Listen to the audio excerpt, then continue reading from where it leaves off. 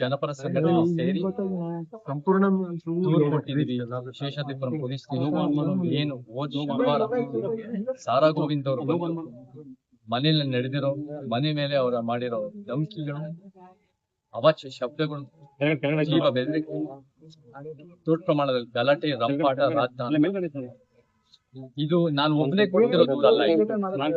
ಇದು ನನ್ನ ಜೊತೆ ಬೆಂಬಲಿತವಾಗಿ ನಿಂತಿರೋ ಎಲ್ಲ ಒಂದು ದಲಿತ ಪರ ಸಂಘಟನೆಗಳು, ಮಹಿಳಾ ಪರ ಸಂಘಟನೆಗಳು, ಆದಿವಾಸಿ ರೈತ ಕಾರ್ಮಿಕ ಸಂಘಟನೆಗಳು, ಅಲೆಮಾರಿ ಸಂಘಟನೆಗಳು, ನಮಗೆ ಭ್ರಷ್ಟಾಚಾರ ವಿರೋಧಿ ಸಂಘಟನೆಗಳು, ಪ್ರಾದೇಶಿಕ ಕನ್ನಡ ಭಾಷೆ ಸಂಘಟನೆಗಳು, ಯಾರ್ಯಾರು ನ್ಯಾಯಕ್ಕೋಸ್ಕರ ನಿಂತಿದ್ರು ಈ ವಿಚಾರದಲ್ಲಿ ನಮಗೆ ಪೊಲೀಸ್ನವ್ರು ಕ್ರಮ ತಗೋಬೇಕು ಅನ್ನೋದು ಎಲ್ಲರೂ ಕೂಡ ಅದನ್ನ ನಮ್ ಜೊತೆ ನಿಂತ್ಕೊಂಡಿದ್ರು.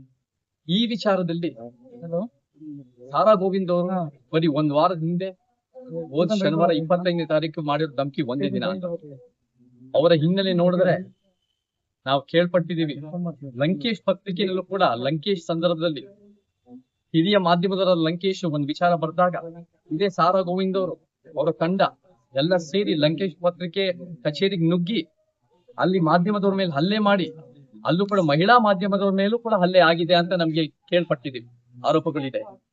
ಅದ್ರ ಜೊತೆ ನನಗೆ ಸಿನಿಮಾ ರಂಗದಲ್ಲೂ ಕೂಡ ನನ್ಗೆ ಬೇರೆ ಬೇರೆ ರೀತಿ ಫೋನ್ ಕಾಲ್ಗಳು ಬಂದು ಅನೇಕರು ಹೇಳಿದರೆ 16ರಿಂದ 18 ಸಂದರ್ಭದಲ್ಲಿ ಇದೇ ಸಾರಾ ಗೋವಿಂದ್ ಅನ್ನೋ ವ್ಯಕ್ತಿ ಏನ್ ಮಾಡಿದ್ದಾರೆ ಅಂದ್ರೆ ಬೇರೆ ಬೇರೆ ರೀತಿ Karnataka film chamber of commerce ನಲ್ಲಿ ಬೇರೆ ಬೇರೆ ದುಡ್ಡಿನ ಸಮಸ್ಯೆದಲ್ಲಿ ಅವರೇ ಉಂಟು ಮಾಡಿದ್ದಾರೆ, ಕಳ್ತನಗಳು ನಡೆಯಿದೆ ಅಂತ ಒಂದು ಆರೋಪಗಳಿದೆ. ನಮ್ಗೆ ಈ ವ್ಯಕ್ತಿ ಮಾಡ್ತಿರೋ ಕೆಲಸಗಳು ಅನೇಕ ವರ್ಷಗಳ ದಶಕಗಳಿಂದ ಕೆಲಸ ಮಾಡ್ತಿರೋದು ರಾಜ್ಕುಮಾರ್ ಅವರಿಗೆ ಬಹಳ ಅವರ ಹೆಸರಿಗೆ ಮಸಿ ಬಳಿತಾ ಇದೆ. ಅವರ ಒಂದು ರೀತಿಯ ಅಭಿಮಾನಿತ ಹೇಳ್ಕೊಳ್ಳೋ ಯಾವ ಯೋಗ್ಯತೆ ಇಲ್ಲ ಈ ವ್ಯಕ್ತಿ. ನಿಜವಾಗ್ಲೂ ಹೇಳ್ಬೇಕಂದ್ರೆ ಸಿನಿಮಾ ರಂಗದಲ್ಲಿ ಎಲ್ಲೋ ಒಂದ್ ಕಡೆ ಸಿನಿಮಾ ರಂಗದ ಬೆಳವಣಿಗೆ ಮತ್ತೆ ಅಭಿವೃದ್ಧಿಗೆ ಅಡ್ಡ ಬರ್ತಿರೋದೇ ಈ ಒಂದು ಸಾರಾ ಗೋವಿಂದ್ ಅಂತ ಹೇಳೋದು ಸುಳ್ಳಿಲ್ಲ. ಅವರ ಒಂದು ಈ ಸಿನಿಮಾ ರಂಗನ KFCC ಅವರ ಕಪಿ ಮುಷ್ಟಿಯಲ್ಲಿ ಇಟ್ಕೊಂಡು ಯಾರೇ ನ್ಯಾಯಕ್ಕೋಸ್ಕರ ನಿಂತ್ಕೊಂಡ್ರೆ, ಯಾರೇ ಜನಪರವಾಗಿ ನಿಂತ್ಕೊಂಡ್ರೆ, ಯಾರೇ ಸಿನಿಮಾ ರಂಗದ ಒಳಿತಿಗಾಗಿ ನಿಂತ್ಕೊಂಡ್ರೆ ಅವ್ರ ಮೇಲೆ ದಬ್ಬಾಳಿಕೆ ಮಾಡೋದು, ಹೆದರ್ಸೋದು, ದಾದಾಗಿರಿ ಮಾಡೋದು, ಒಂದ್ ಬೇರೆ ಬೇರೆ ತರ ದಬ್ಬಾಳಿಕೆ ಮಾಡಿ ಅವ್ರಿಗೆ ಒಂದ್ ರೀತಿ ಭಯ ಹುಟ್ಟಿಸೋದು ಅವ್ರ ಉದ್ದೇಶ. ಸೊ ನಮಗೇನ್ ಬೇಕು ಅಂದ್ರೆ ಪೊಲೀಸರಿಂದ ನ್ಯಾಯ ಬೇಕು. ನಾವು ಪೊಲೀಸ್ನವರು ಅಲ್ಲೇ ಇದ್ರು ಇದೆಲ್ಲ ನಡೀತಿರುವಾಗ ಶನಿವಾರ 25ನೇ ತಾರೀಕು ಮಾಧ್ಯಮದವರು ಇದ್ರು, ಕರ್ನಾಟಕ ಜನ ನೋಡಿದರೆ, ಎಲ್ಲರಿಗೂ ಗೊತ್ತಿದೆ, ಎಲ್ಲರೂ ಕೇಳಿಸ್ಕೊಂಡಿದ್ದಾರೆ, ಎಲ್ಲ ಮಹಿಳೆಯರು ಕೇಳಿಸ್ಕೊಂಡಿದ್ದಾರೆ, ಪ್ರತಿಯೊಬ್ಬರು ಕೇಳಿಸ್ಕೊಂಡಿದ್ದಾರೆ ಅವ್ರ ಮಾತುಗಳ, ಅವ್ರ ಒಂದು ಅಶ್ಲೀಲ ಮಾತುಗಳು. ನಮಗೇನ್ ಬೇಕು ಅಂದ್ರೆ ಅವ್ರ ಮೇಲೆ ಕಾನೂನಾತ್ಮಕವಾಗಿ ಗಟ್ಟಿಯಾದ ಕ್ರಮ ಬೇಕು. ಯಾಕಂದ್ರೆ ಜೀವ ಬೆದರಿಕೆ ಕೊಡ್ತಾ ಇದಾರೆ, ಬೇರೆ ರೀತಿ ಅವ್ರಿಗೆ ಯಾರು ಪ್ರಶ್ನೆ ಮಾಡಕ್ಕಾಗಲ್ಲ. ಅವರು ಕಾನೂನು ಮೀರಿದ್ದು ಅನ್ನೋ ರೀತಿಯಲ್ಲಿ ಕಾನೂನು ಯಾವ ಬೇಕಾದ್ರೂ ಕೈ ತಗೋಬಹುದು ಅನ್ನೋ ರೀತಿಯ ಒಂದು ರೀತಿಯ ಭ್ರಮೆನಲ್ಲಿದೆ, ದುರಾಂಕಾರದಲ್ಲಿ ಗೂಂಡಾ ವರ್ತನೆಯಲ್ಲಿ ನಡ್ಕೊಂಡು ಹೋಗ್ತಾ ಇದೆ. ತಾವ್ಯಾಕೆ ಇಷ್ಟು ತಡವಾಗಿ ಬಂದು ಕಂಪ್ಲೇಂಟ್ ಕೊಡ್ತಾ ಇದ್ರಂತ ಸರ್? ಇದು ತಡವಾಗಿ ಅಂತ ಪ್ರಶ್ನೆ ಬರಲ್ಲ. ಇಲ್ಲಿ ಏನಾಗಿದೆ ಅಂದ್ರೆ ಪ್ರತಿದಿನ ನಮಗೆ ಏನೇನು ಮಾಹಿತಿ ಇದೆ ಎಲ್ಲ ಕಲೆ ಹಾಕಿ ಎಲ್ಲ ಸಂಗ್ರಹಣೆ ಮಾಡಿ ನಾವು ಎಲ್ಲಾ ಸಂಘಟನೆಗಳ ಮುಖಾಂತರ, ನಾನು ಒಬ್ಬನೇ ಬರ್ಬೇಕು ಅಂದ್ರೆ ಅವತ್ತಿನ ದಿನನೇ ಬರ್ಬೋದಾಗಿತ್ತು, ಬಟ್ ಎಲ್ಲಾ ಸಂಘಟನೆ ಜೊತೆಗೆ ಸೇರಿ ನಾವು ಬರ್ಬೇಕು ಅಂತ ಒಂದ್ 5-6 ದಿನ ಆಗಿ ಪಕ್ಕ ನಾವು ದಾಖಲೆ ಇಟ್ಕೊಂಡು ನಾವು ಇವತ್ತು ಬಂದಿದ್ದೀವಿ. ಈಗ ಕೇಸರಿ ಮಾಡ್ತಾರೆ.